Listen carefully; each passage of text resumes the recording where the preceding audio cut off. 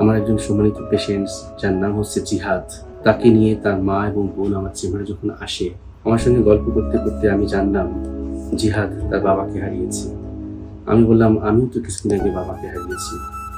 তারপর জিহাদের মা আমাকে বললেন এখন আমাদের পুরো পরিবারটাই অনেকটা হেল্পলেস কন্ডিশনে আছে, ওর সমস্যাটার জন্য আমরা চিকিৎসা গ্রহণ করার জন্য এসেছি, কিভাবে কি করা যায়।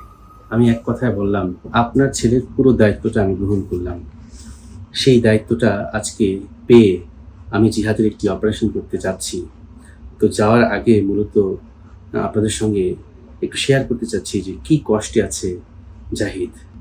এই হচ্ছে জাহিদ, সাথে আছে জাহিদের মা এবং তার বোন। তার বোনকে হয়তো আপনারা অনেকেই চিনবেন, সে এই সময় ইয়াংস্টার একজন অভিনেত্রী।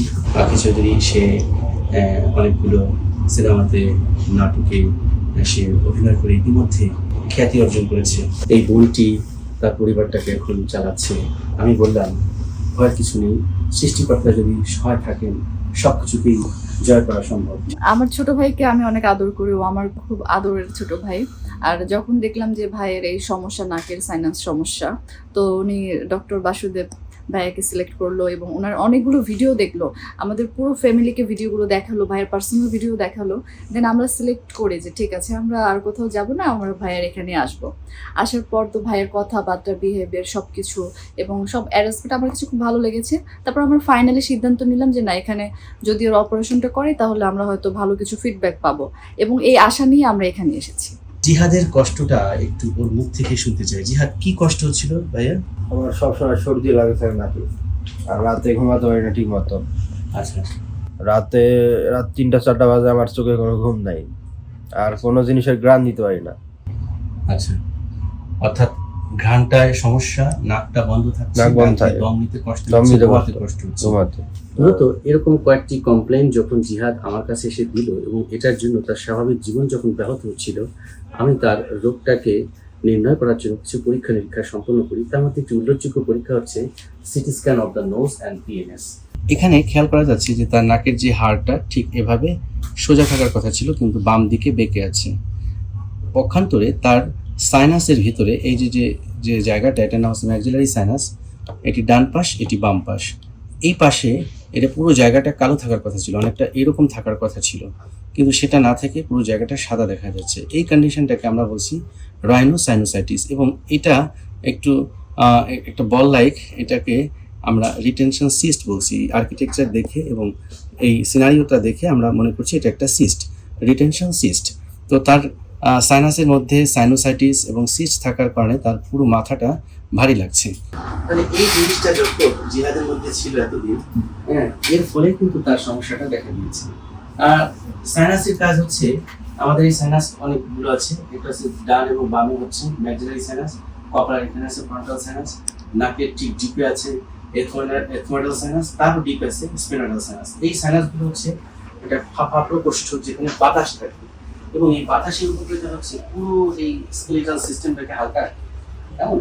হ্যাঁ, তো সেই বাতাসের পরিবর্তে যদি সেটার মধ্যে সিস্ট জমে থাকে অথবা সিক্রেশনস বা সাইনোসাইটিস ডেভেলপ করে, আলটিমেটলি তাহলে সেই জায়গাটা ভারী হয়ে যাবে। এই কারণে কিন্তু তার পুরো মাথাটা হেভি লাগে, বা অনেক ক্ষেত্রে মাথা ব্যথাও কিন্তু রাগ অনেক রাগ, রাগও কি অনেক রাগ ঘুমায় না, ফজরে আজান দিলে ঘুমায় না, ও ঘুমায় না দেখে আমিও ঘুমাইনি। তো এরকম ক্ষেত্রে আমরা যে কাজটি করবো আজকে, তার যতটুকু হাড় বাঁকা আছে সেটাকে আমরা একদম সোজা করে দেবো, পাশাপাশি তার সাইনাসটা ক্লিয়ার করবো, আর টার্গেটগুলোকে আমরা টার্বিনোপ্লাস্টি করার মাধ্যমে এটাকে একদম ক্লিয়ার করে দেবো, অর্থাৎ জায়গার স্পেসটা বেড়ে যাবে। নাক দিয়ে তখন ক্লিয়ারলি বাতাস যাওয়া আসা করবে। আফটার সার্জারি আমরা বিশ্বাস করি জিহাদ একটি নতুন জীবনে পদার্পণ করবে। তো জিহাদের কি কোনো প্রশ্ন আছে আমার কাছে এই অপারেশনের সংক্রান্ত?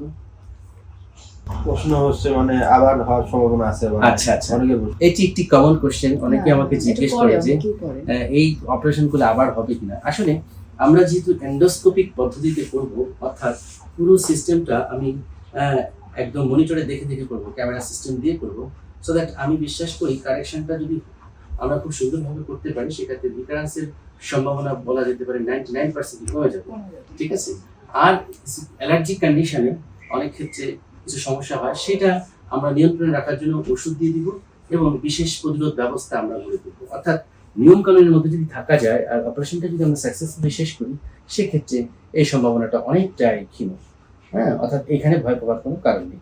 আমি আমার ভাইয়ের এই অপারেশনটাকে সাকসেস করার জন্য সদা প্রস্তুত থাকবো, এবং অপারেশন শেষ হওয়ার পর বাসায় আমি যাওয়া লাগবে। পেশেন্ট ফলো ইন হাউস করি আর কি একটা। আসলে আমার পেশেন্টরা কে কেমন আছে ভাইজান সেটা জানার জন্য শাড়ি আমি নিয়ে যায়, 6 মাস মিষ্টি নিয়ে যায়, বা এক যেগুলো বছর আমার জন্য আমি সেই আপনাকে গ্লোবাল স্টোর অ্যাওয়ার্ডে দিয়েছি টেলিফোনের ছিলেন নাকি? আচ্ছা আচ্ছা হলিডে গিয়েছি। আচ্ছা আচ্ছা। তো যাই হোক, আমি রিপোর্টকেও জানাইছি যে আপনি এখানে আসছেন। ও আচ্ছা আচ্ছা।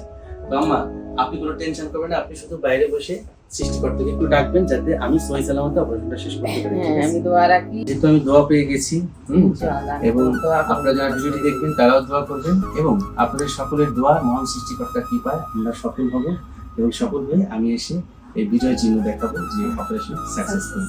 আপনারা সে পর্যন্ত প্রাণ হয়ে এই পুরো পরিবারটির জন্য দোয়া করবেন। And take care of your health and please bless for us.